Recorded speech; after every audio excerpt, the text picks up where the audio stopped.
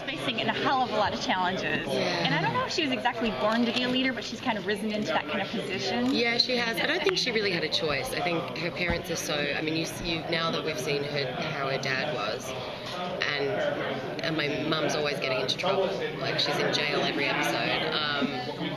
You know, I don't think she really had a choice in whether or not she was going to be a strong-headed leader type person. So, yeah. Does she ever have a chance to like reflect upon it a little bit and go, oh my God, how did I get in this position?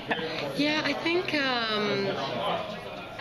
yeah, there are a few quiet moments where you see it all getting to be a bit much with her. There's a scene in episode 2 where she decides to go and find Jasper, where you just see her by herself and she nearly has like a panic attack. So she's really like in over her head, I think, a lot of the time. But what I like about her arc, no pun intended, is that she does eventually own it, you know, and she really does know that this is what she's meant to do, and she changes in a really cool way, you know, she evolves, she gets stronger, but darker, so it's good. What did you find the most challenging part of the role?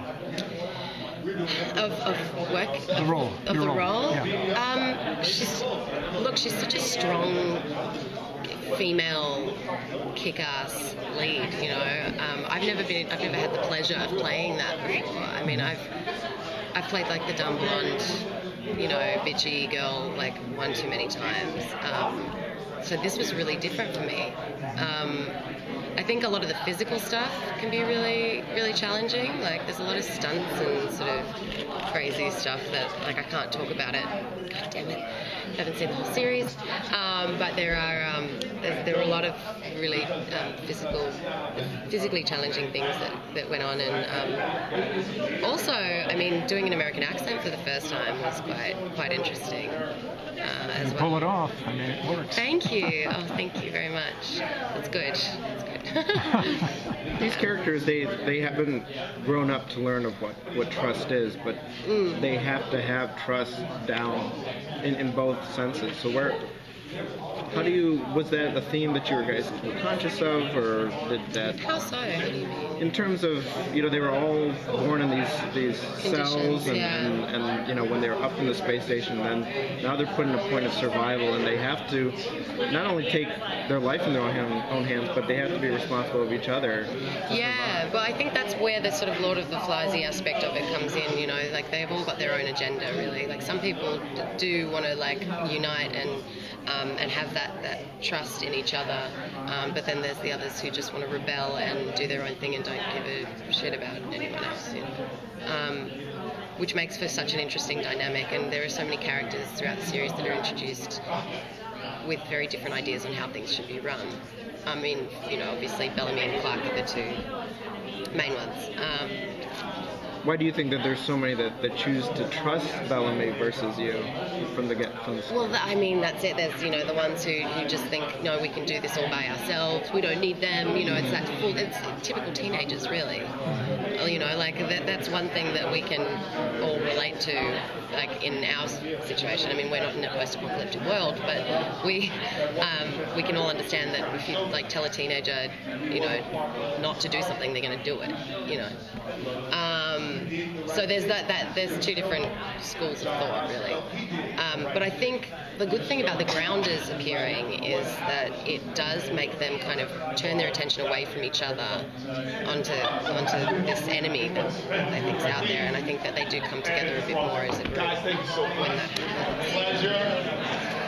Why do you think Clark is drawn more to the male characters opposed to like bonding with some of the female ones?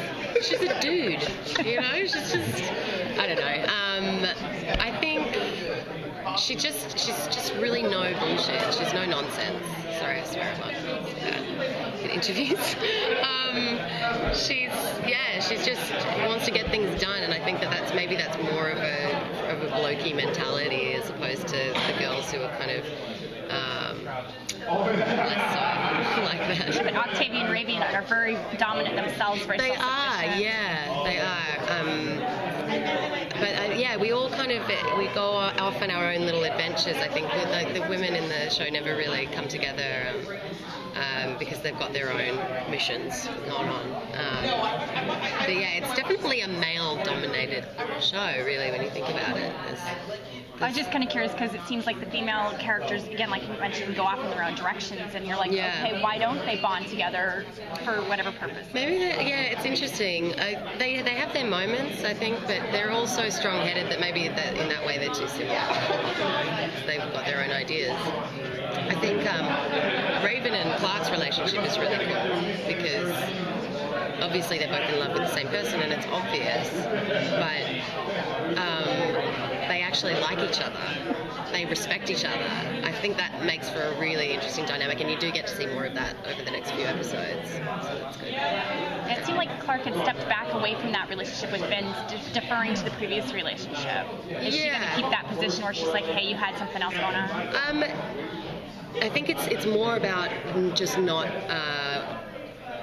knowing that that's not important right now. Like, what's important is surviving, and I think she's very good at compartmentalizing, where she can go, okay, put that in a box, put it away for later, let's do this. So I think that's she's definitely going to try and sustain that throughout the show.